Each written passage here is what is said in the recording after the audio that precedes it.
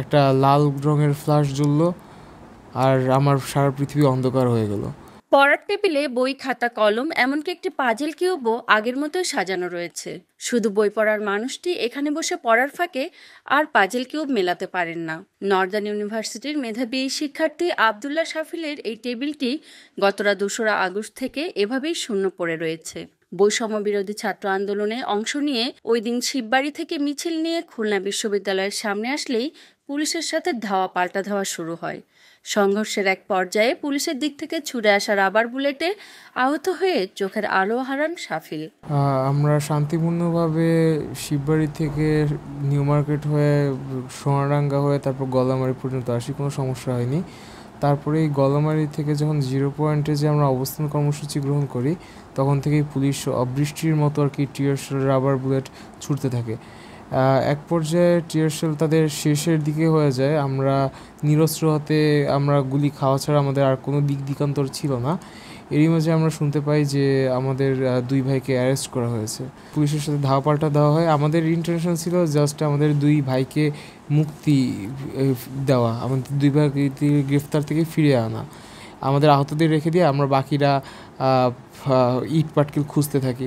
আর আমি গিয়েছিলাম যে পুলিশের অবস্থানটা শনাক্ত করার জন্য, যাতে আমাদের নেক্সট মুভ কী হয় এই জন্য যেন আমি পরিকল্পনা করতে পারি। তো হাতে একটা পাটকেল নিয়ে আমি বেরিয়েছিলাম যে পাটকেলটা মারতে থাকবো, অতক্ষণে পুলিশের অবস্থানটা একটু হলেও দেখতে পাবো। তো দেখতে পাই পুলিশ যথেষ্ট পরিমাণে দূরে আমার গায়ে বিদ্ধ হচ্ছিল। তা হতে হতে দেখি কি যে একজন পুলিশ বাম পাশ থেকে একটা পুলিশের অবয়ব লুকিয়ে ছিল, সে দৃশ্যমান হলো আর একটা লাল রঙের ফ্ল্যাশ জ্বললো আর আমার সারা পৃথিবী অন্ধকার হয়ে গেল। সে খুব সম্ভব আমার মাথা বরাবরই গুলি করেছিল। আমার মাথার খুলি, চোখ সব চিরে ভিতরে যে গুলি ঢুকে যাচ্ছে আমি সেটা অনুভব করতে পারতেছিলাম, আর সারা পৃথিবী অন্ধকার হয়ে যাচ্ছিল। সহযোদ্ধারা তাকে উদ্ধার করে খুলনার একটি বেসরকারি হাসপাতালে ভর্তি করেন। এতদিন ধরে কৃষক পিতার যৎসামান্য আয়ে শাফিল বাংলাদেশের বিভিন্ন হাসপাতালে চিকিৎসা নিয়েছেন, কিন্তু বাম চোখে আর আলো ফিরে আসেনি। ডান চোখেও ভালোভাবে দেখতে পাচ্ছেন না।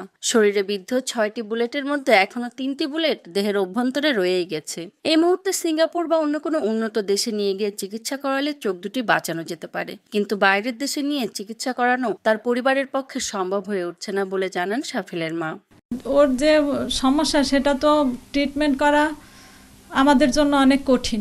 সিঙ্গাপুরে ওর এই ট্রিটমেন্টটা সম্ভব হবে। ওই রিপোর্টগুলো পাঠানোর পরে ওখান থেকে যেটা আসছে, এখন সে সিঙ্গাপুরের পাঠানো তো আমাদের পক্ষে কঠিন হয়ে যাচ্ছে। শাফিল বলেন তিনি রাষ্ট্রের ভালোর জন্য আন্দোলন করেছেন, তাই তিনি চান রাষ্ট্র তার চিকিৎসার দায়িত্ব নিক। আমার মাথার খুলির উপরিভাগে 2টো মেটালের মানে লেডের তৈরি ছড়া গুলি বলে যেটাকে, 2টো গেঁথে আছে, আর একটা আমার চোখের কর্নিয়া লেন্স ভেদ করে চোখের রেটিনাকে সম্পূর্ণভাবে চোখ থেকে ডিটাচ করে পিছনে গেঁথে যায়। ডক্টরের ভাষ্যমতে আমার বা চোখে দৃষ্টি ফেরানো আর সম্ভব নয়, তারা সর্বোচ্চ চোখ থেকে বুলেটটা বের করে দিতে পারেন। কিন্তু ডক্টর সাজেস্ট করেছেন যে যদি আমরা ওরকমভাবে সামর্থ্যবান হই বা রাষ্ট্রীয় কোনো সহায়তা পাই, তাহলে যেন সিঙ্গাপুর বা আদার্স কোনো কান্ট্রিজের জন্য আমরা চেষ্টা করে দেখতে পারি।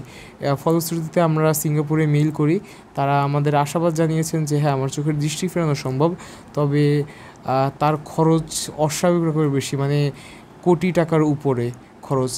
যার জন্য আমি চাই যে যদি আমার দৃষ্টি ফেরানোর জন্য রাষ্ট্রীয় কোনো উদ্যোগ গ্রহণ করা হয়, তাহলে আমার ধুকে ধুকে মরতে হবে না। আমি প্রতিনিয়ত মরছি, আমি প্রতিনিয়ত ট্রমার ভিতরে ভুগছি।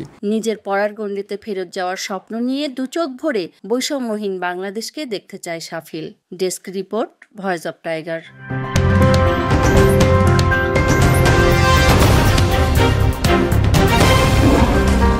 Voice of Tiger.